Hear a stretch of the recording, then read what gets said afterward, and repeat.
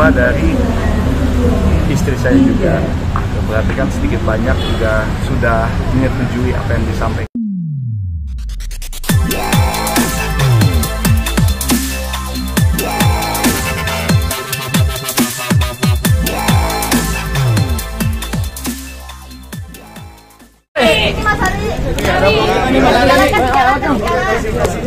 Jarak biar semuanya munduran dikit ya udah. Ini ya Mas Ari. Ya. Mas Ari. Oke, udah semua? Belum. Oke, siap-siap dulu. Enggak apa-apa. Ya, makasih ya teman-teman udah menunggu ya dari tadi. Jadi sidang mediasinya berlangsung agak lama karena tadi para hakimnya ada rapat dulu, rapat internal. Jadi kita juga tadi di dalam menunggu dan ya hasil daripada sidang mediasi tadi tidak membuahkan hasil apa-apa. Jadi 2 minggu lagi kita akan ketemu lagi karena ya namanya hakim mediasi tentunya maunya kalau bisa rujuk kembali, ya kan? Gitu. Jadi mungkin ini hal yang harus saya bicarakan dengan istri saya. Itu perihal yang tadi mungkin ada yang mau disampaikan juga. Ya, jadi tadi sidang mediasi dipimpin oleh mediator Bapak Agung Sutomo. Tadi seperti biasa membuka sidang mediasi dengan pembacaan firman dan peraturannya. Kemudian memberikan waktu kepada kami untuk berbicara dari hati ke hati, karena pada intinya perkara perceraian ini kan bicara soal hati ya. Ini bukan soal nominal, bukan soal angka atau apapun yang ada bentuknya. Ini adalah soal kasih sayang, artinya ya soal hati lah. Jadi memberikan waktu kepada kami untuk, khususnya kepada prinsipal klien kami, untuk berbicara dengan ya mudah-mudahan dalam waktu 2 minggu ini ya apakah ada kesan untuk rujuk atau tidak. Tapi ya sampai hari ini kami bisa memberikan kepastian bahwa kecil kemungkinannya untuk rujuk, begitu ya, sangat kecil kemungkinannya untuk rujuk. Tetapi ya kita tetap harus menghargai peraturan Mahkamah Agung khususnya. Jadi kita tetap menunggu sampai sidang berikutnya 2 minggu lagi ya, dari sekarang tanggal berapa ya? 29 Mei 2023 pagi. Mas Ari, apa yang bikin kemungkinannya begitu kecil sih Mas Ari? Sebentar. Ya, sampai di situ aja. Akan kalau ada pertanyaan. Oke, satu lagi yang perlu kami sampaikan di sini, ya di dalam beberapa pemberitaan juga kan adanya informasi awal banget itu yang awal bahwa klien kami tidak pelit gitu ya, tidak menafkahi ya, anak-anak. Nah, pada faktanya sidang yang lalu juga itu sudah diklarifikasi sendiri oleh Ibu Inge yang pada intinya menyatakan bahwa klien kami bertanggung jawab untuk merawat anaknya, bertanggung jawab terhadap pernikahan ini, perkawinan dia dengan Ibu Inge gitu ya. Jadi sudah dijawab sendiri oleh pihak lawan kami, pihak tergugat. Ya saya rasa ini cukup untuk memberikan klarifikasi kepada media dan masyarakat. Gitu. Apakah sedikit terkait klarifikasi dari pihak Ibu Inge pada persidangan yang lalu mengatakan bahasa itu secara eksplisit disebut bahwa Mas Ari Wibowo tidak pelit. Ya, saya rasa perlu digarisbawahi. Kemudian selain itu, kalau dibilang saya kepala keluarga yang tidak bertanggung jawab, yang seperti apa ya, ini kemarin waktu COVID itu melanda, saya memilih untuk tidak syuting, tidak terima tawaran sinetron maupun film karena saya merasa tanggung jawab saya sebagai kepala keluarga lebih penting untuk tidak membawa virus itu kembali ke rumah. Awal-awal kan kita semua juga nggak ada yang tahu ya, COVID itu separah apa, akan selama apa lockdownnya, ternyata sampai 2 tahun gitu. Itu satu hal. Jadi secara kesehatan saya itu sangat peduli terhadap kesejahteraan anak istri dan anak saya. Kemudian saat ini pun mungkin ada beberapa wartawan yang sudah ke rumah mencari saya di rumah, ternyata rumah itu sedang renovasi besar-besaran, ya kan. Jadi rumah tinggal saya ini lagi renovasi besar-besaran, kira-kira 90% renovasi total. Itu juga awal-awalnya sebetulnya dimulai dari permintaan istri pengen punya island artinya tuh kayak meja di dapur ya. Tapi karena dapur yang sudah existing itu lebih kecil, artinya dapurnya harus dipindahin beserta semua saluran air, exhaust dan lain sebagainya. Akhirnya saya sekalian, ya udah gymnya pun kita ada gym pribadi. Ruang gymnya pun saya besarin supaya Inge, istri saya, bisa bikin konten di situ karena dia kan gemar olahraga, saya pun gemar olahraga. Saya pikir anak-anak saya juga 2 laki-laki akan olahraga juga pasti gitu ya. Jadi dapur saya besarin, gymnya saya besarin. Akhirnya satu rumah kita bongkar semua. Kalau itu bukan karena apa ya, karena perhatian saya kepada keluarga saya, itu buat apa lagi gitu ya kan. Karena rumah lama pun nggak rusak, nggak bocor, nggak jelek, masih bagus. Tapi ya saya pengen memberikan yang terbaik buat keluarga saya gitu. Dan itu sudah berjalan, rumah ini sudah renovasi 2 tahun ya, kurang lebih seperti itu. Kemarin juga dari pihak kuasa hukumnya istri saya bilang minggu lalu sangat disayangkan Ari Wibowo tidak hadir di persidangan sehingga harus ditunda lagi. Seakan-akan saya itu tidak peduli dengan jalannya persidangan. Itu pun sebetulnya adalah pernyataan yang tidak benar, karena 2 kali itu memang penggugat tidak dibutuhkan untuk hadir, cukup diwakilkan oleh kuasa hukum. Betul nggak? Ya kan. Jadi yang pertama itu bulan lalu itu karena dokumentasinya tidak lengkap, makanya diundur seminggu. Kemudian akhirnya baru pihak ya kan, baru dinyatakan lengkap. Baru minggu lalu itu menunjuk mediator. Jadi di situ memang saya tidak perlu hadir gitu. Jadi agak dilebih-lebihkan, agak didramatisir kalau seakan-akan ini persidangan tertunda atau mundur terus karena ketidakhadiran saya gitu. Saya baru butuh hadir hari ini dan saya sangat menghargai hakim serta proses pengadilannya. Tidak mungkin saya mau kayak menghambat atau bagaimanapun juga, tidak mungkin. Saya sangat menghargai dan itu sebabnya kenapa kita hadir. Mas Ari sebelumnya terkait kemarin Inge sendiri bilang dia tidak bisa memiliki atau misalnya tahan pakaian ya silahkan silahkan kalau misalnya seandainya bisa melihat lemari pakaiannya Inge, itu pakaiannya banyak sekali. Kalau itu dibilang tidak dia serba kekurangan, ya aku rasa itu agak sedikit melebih-lebihkan, agak sedikit dramatisir. Gini loh, aku tidak mau menjelekkan istri saya, ya biarin aja. Dia di luar mau ngomong apa saja, kita sama-sama tahu. Selama 17 tahun tidak ada masalah apa-apa. Selama 17 tahun semua baik-baik aja. Ngelihat Instagram Inge pun, ya lihat aja pakaiannya dia. Kita ke luar negeri, kita ke Bali, kita kemana-mana. Apakah itu seperti kehidupan orang yang serba susah, yang tidak dinafkahi? Dan yang mana ya soal nafkah itu pun sudah disangkal sendiri oleh istri saya minggu lalu ya ke teman-teman media ya, bahwa dibilang bahwa itu tidak benar. Jadi sebetulnya siapa yang membuat statement-statement pada awalnya tidak menafkahi, kan itu semua cuma gorengan berita.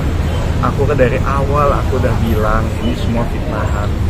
Tapi saya kan tidak mau banyak bicara. Ya biar waktu yang akan membuktikan, pengadilan yang akan menyelesaikan, dan mudah-mudahan sampai kapanpun ya, bagi saya masalah rumah tangga adalah rumah tangga, urusan dalam rumah tangga, bukan untuk menjadi sorotan media. Memang itu tidak saya kehendaki, tidak saya inginkan, karena saya mengingat kasihan anak-anak saya, kasihan anak-anak kami, saya dan Inge, ya kan. karena yang namanya jejak digital itu nggak akan kemana-mana. Kalau dibilang begini, dibilang begitu, ya itu pasti akan berdampak kepada anak-anak. Kita mah udah gede ya. Kalau misalnya saya dan istri saya gagal dalam pernikahan, ya sudahlah, kita nelen aja, kita bisa terima ya kan, dengan lapang dada. Tapi tidak usah dijadikan segala sesuatu didramatisir, dilebih-lebihkan hanya untuk gorengan media. Itu kasihan anak-anak. Bagi saya tuh seperti itu aja gitu. Jadi saya tidak akan pernah menjelekkan istri saya, walaupun saya tahu namanya dua manusia tidak ada yang sempurna ya kan. Tapi ya terserah, kalau memang dari pihak sana mau ngomong ini begitu, saya cuma bisa bilang banyak sekali fitnahan, dan biar nanti pengadilan biar hakim yang menentukan, yang memutuskan siapa benar, siapa salah, seperti itu. Mas Ari, apa yang bikin kemungkinan rujuk kecil sih Mas Ari?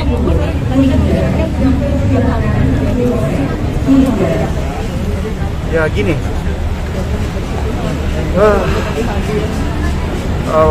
begini, banyak saya ngeliat nih ya, saya nggak terlalu mikirin lah gitu ya, komentar-komentar. Ya kan, ada yang bilang, wah itu orang udah keluar kata cerai tapi kok masih masih tidur seranjang ya, kok masih sama-sama padahal udah niat cerai. Ya emang saya ini kan kepala rumah tangga yang bertanggung jawab. Selama belum ada keputusan pengadilan bahwa kita cerai, dia tetap sah sebagai istri saya, dan saya tetap harus tetap terus memberikan semua yang layaknya diberikan seorang suami. Itu tidak akan berubah hanya karena secara pribadi lagi kesel atau lagi sakit hati atau lagi apa gitu ya. Itu tanggung jawab saya sebagai seorang suami, sebagai seorang kepala rumah tangga gitu. Jadi tolong jangan dibilang kayak gini loh, kita nggak pernah benar gitu ya. Dibilang, wah gimana sih udah cerai kok masih seranjang. Ya memang belum ada ketok palu kok dari hakim, jadi ya memang masih menjadi tanggungan saya. Kalau nanti sudah selesai urusannya, ya mau dia sama siapa, mau ngapain, ya itu urusan masing-masing gitu ya. Karena secara hukum kita sudah bukan satu pasangan suami istri lagi. Mas Ari, apa yang bikin kemungkinan rujuk itu kecil sih Mas Ari? Tadi kan sempat dibilang kemungkinan rujuk sangat kecil. Wah, kalau dari saya sih ya mungkin karena apa yang sudah dikatakan ke media ya, semua kebohongan itu membuka mata saya juga bahwa kok ternyata orang yang sudah 17 tahun bersama saya kok bisa mengeluarkan kata-kata seperti itu. Banyak sekali hal-hal yang tidak layak dikatakan. Saya tidak bilang rumah tangga saya sempurna. Tidak ada rumah tangga yang sempurna karena dijalankan oleh dua insan manusia yang tidak sempurna. Tapi tidak berarti juga semua masalah-masalah internal harus dipublish, harus disampaikan baik oleh kuasa hukumnya, ya lebih banyak oleh kuasa hukumnya ini sih. Karena dari kemarin seperti itu kan adanya gitu. Tapi kan info-info yang didapat itu kan tentunya semua dari istri saya juga. Berarti kan sedikit banyak juga sudah menyetujui apa yang disampaikan oleh kuasa hukumnya. Mas Ari, benar nggak sih Mbak Inge sendiri aktivitas tetap melayani Mas Ari ketika sarapan atau bikin kopi? Sudah lama istri saya nggak bikinin sarapan buat saya. Itu biasanya saya masak sendiri atau bantu saya masak. Ya itu satu kebohongan lagi.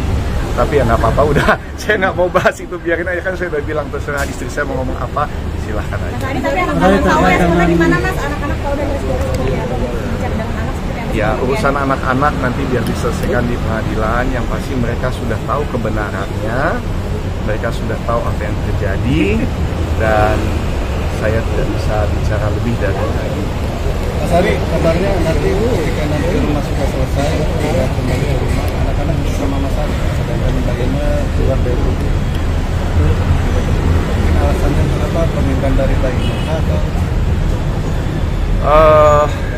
kita lihat bagaimana nanti ya. Ini kan masih 2 minggu lagi, masih ada mediasi lagi. Jadi saya nggak mau bicara terlalu banyak.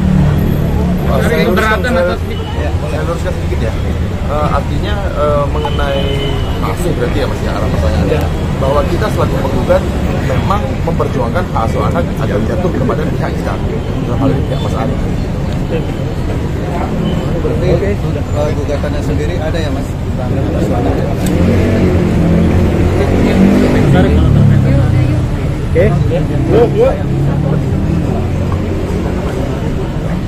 Tentang bukan harta gono, perjanjian pranikah. Oke. Nah ini perjanjian pranikah ini banyak sekali ada yang bilang wah ini dari awal udah nggak bener nih perjanjian pranikah nih, udah mikirin masing-masing aja. Gini, ada banyak kelebihan tentang perjanjian pranikah. Saya itu kan sudah tahu bahwa saya rencananya nggak mungkin selama-lamanya hanya di dunia entertain. Saya akan masuk dunia bisnis yang mana sekarang pun memang sudah masuk. Saya ada F&B, saya ada sedang ada menjalankan properti one stop entertainment di Semarang, ya kan? Jadi sering bolak-balik ke sana. Itu dengan adanya perjanjian pranikah, semua utang saya tidak menjadi beban istri, ya. Jadi kalau saya salah langkah, ternyata saya gagal dalam usaha saya, seandainya tidak ada perjanjian pranikah, maka bank bisa sita, pemerintah bisa sita semuanya. Tapi dengan adanya perjanjian pranikah, itu hanya saya punya utang aja, yang punya istri tidak bisa gitu, tidak bisa disentuh gitu. Jadi tolong jangan dilihat negatif. Rata-rata sekarang keluarga yang modern itu sudah melakukan perjanjian pranikah, bahkan sudah sempat dibahas juga, belajar dari kasus Ari Wibowo, ada di YouTube, di Instagram itu, bahwa ternyata perjanjian pranikah itu banyak sekali positifnya gitu. Cuman ya namanya orang ya, kalau mau cari berita kan biasanya yang negatif yang lebih enak didengar, yang lebih menarik gitu kan, yang positif kan kurang menarik gitu loh. Ya, jadi perjanjian pranikah itu jangan dilihat sekarang. Ingat baik-baik, perjanjian pranikah itu dibuat pada tahun 2006 pada saat mereka menikah. Situasinya beda, bukan sekarang. Situasi dulu kita harus pindah ke situasi tahun 2006. Situasi 2006 itu mereka sangat-sangat saling mencinta berdua, baru menikah gitu kan. Jadi jangan ketika berubah 17 tahun hubungannya cinta. Enggak, maksud saya itu harus jangan dilihat sekarang ketika sudah ada perceraian, ada cekcok segala macam, baru diangkat perjanjiannya gitu. Tapi gini loh, kemudian melihat perjanjian pranikah itu menjadi sesuatu hal yang sudah direncanakan, tidak begitu ya, jangan dilihat ya tentunya itu perceraian tidak ada yang inginkan, dan waktu awal kita menikah juga bukan melakukan perjanjian pranikah dengan tujuan kalau sampai cerai atau enggak sama sekali. Punya perjanjian pranikah sekalipun ya, kalau dia istri saya meninggal karena apapun alasannya, semua hasil saya adalah buat istri. Ada perjanjian pranikah atau tidak, itu tidak ada pengaruh. Semua akan jatuh ke tangan istri sebagai istri yang sah gitu.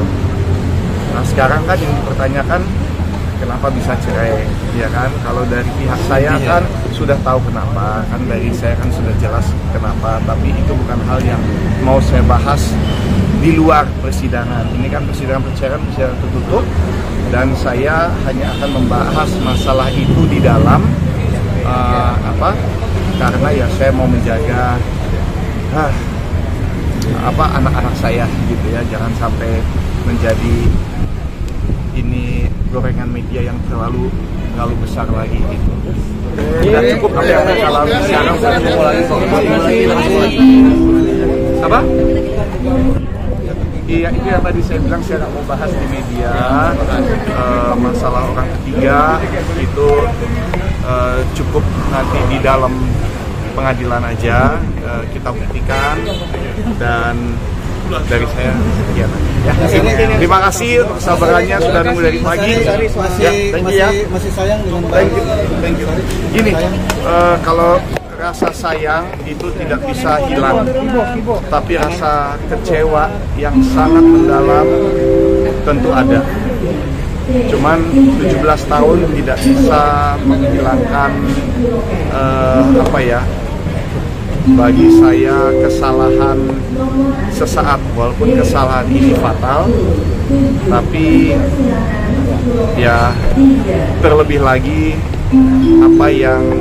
langkah-langkah yang dia pilih saat ini dengan kuasa hukumnya menggunakan media untuk berusaha menjatuhkan saya.